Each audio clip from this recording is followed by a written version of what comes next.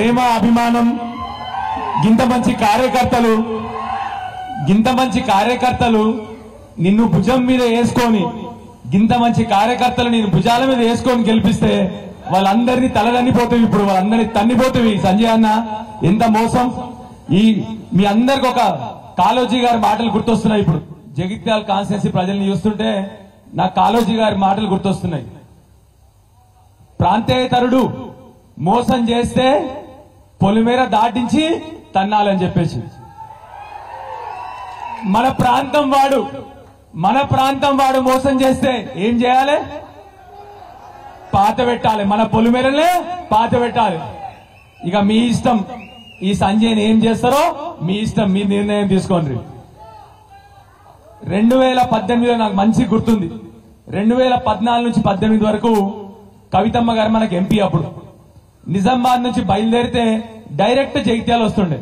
ఎందుకంటే ఈ సన్నాసిని గెలిపియాలి అని ఎట్లా ఏం చేసి అని చెప్పి 5 ఏళ్లు పాపం ఆ బిడ్డ ఈ సన్నాసిని గెలిపియనీకే రోజు ఈడి వరకు వస్తుండే. కనీసం కొరటాల కూడా స్టాప్ ఉండకపోతుండే. అప్పుడు మా అందరికి తెలుసు, మీ అందరికి కూడా తెలుసు. ఈ సన్నాసిని భుజాల మీద ఎత్తుకుంది, తల మీద ఎత్తుకున్నది. ఎన్ని ఫండ్స్ వస్తాయని జగిత్యాలు తీసుకొస్తుండే. అన్ని చేసింది. ఎలక్షన్ గెలిపించిందా లేదా? మళ్ళీ మొన్న కష్టపడి మళ్ళీ గెలిపించింది. ఆర్థికంగా కూడా ఇగో మా కేటీఆర్ సార్ మొత్తం ఆర్థికంగా కూడా సాయం చేసిండు. ఆయన జేబులకి రూపాయి ఖర్చు పెట్టుకోలేదు. అట్లాంటోడు ఇవాళ బిడ్డ జైలుంది. ఎక్కడుంది బిడ్డ? జైలుంది. మరి ఏం చేయాలి అని చెప్పండి. మీరు ఏం చేయాలి? మరి ఏం చేయాలి అని నిజంగా చెప్తున్నా. గత వారం క్రితం నేను కూడా చాలా బాధపడ్డా. ఏమని బాధపడ్డా అంటే గిట్లాంటి దుర్మార్గులతో గిట్లాంటి రాజకీయ నాయకులు నా సహచర ఎమ్మెల్యేలా నాకు ఈ రాజకీయం అవసరమా? మళ్ళీ పోయి మంచిగా నా ఉద్యోగం ఉంది మంచిగా చేసుకుందామని బాధపడ్డా. కానీ తర్వాత ఆ బాధను దిగమింగుకొని ఒక నిర్ణయం తీసుకున్నా. నా కార్యకర్తల కోసం, మా తెలంగాణ బిడ్డల కోసం నిలబడి కొట్లాడతా. ఇట్లాంటి వాళ్ళని తరిమి కొడతా అని నిర్ణయం తీసుకున్నా. మీ 100% మీ అందరికి చెప్తా ఉన్నా. ఇక్కడ మీరు ఏ రోజు పిలిచినా, ఏ అవసరం వచ్చినా, ఏ కష్టం వచ్చినా నాకు ఫోన్ చేయండి. 100% నా కొరట్ల కాన్స్టిట్యున్సీ లెక్కలనే మన జగిత్యాల కాన్స్టిట్యున్సీ కూడా వచ్చి మీ అందరినీ పొట్టలు పెట్టుకొని కాపాడుకునే బాధ్యత నాది. 100% ఇక్కడున్న నాయకులందరూ కూడా, కేటీఆర్ గారు కూడా ఇప్పుడు వస్తుంటే నాకు అక్కడి నుంచి కూడా అదే చెప్పిండ్రు. ఏ రోజు కష్టం వచ్చినా జగిత్యాల కాన్స్టిట్యున్సీ ప్రజలకు నువ్వు పోవాలని చెప్పిండ్రు.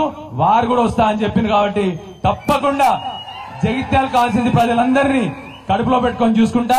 ఇక పెద్దలు చాలా మంది మాట్లాడేది ఉంది. మీ అందరికీ మళ్ళీ ఒకసారి చెప్తా ఉన్నా, పేరున పార్టీని కాపాడుకుందాం. పార్టీని ఏదో మన అధికారం కోసమో మన పదవుల కోసం కాదు. 6 నెలల్లో తెలంగాణ ఆల్రెడీ వెనుకకు పోయింది. 10 ఏళ్ళు వెనుకకు పోయింది. తెలంగాణ 10 ఏళ్ళు వెనుకకు పోయింది. ఫ్యాక్టరీలు పోయినాయి, నీళ్లు పోయినాయి, కరెంటు పోయినాయి, పెన్షన్లు పోయినాయి, రైతు బంధు పోయింది, అన్ని పోతున్నాయి. మరి మన పిల్లలు ఎట్లా బతకాలి ఆలోచన చేయండి మీరు అందరు కూడా. అందుకొరకే చెప్పేది, మన తెలంగాణ సమాజం కోసం మనం అందరం నిలబడాలి.